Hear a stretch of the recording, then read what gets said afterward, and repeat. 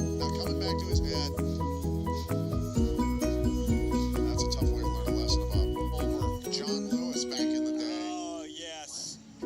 Hi, this is Ian the Hurricane Heinisch, and I'm a UFC fighter, and I started yoga about 8-9 years ago, and it's just amazing for everything in life. It just enhances anything you do in life, between the balance, the relaxing the mind, the breathing, and the flexibility. It's just a great way to get a great workout and just to maintain the body of the longevity. And came to Oasis Yoga for the past 4 years, and it's an amazing, they push us hard here. It's super hot, you get real sweaty, and it's a great time. You should come check it out.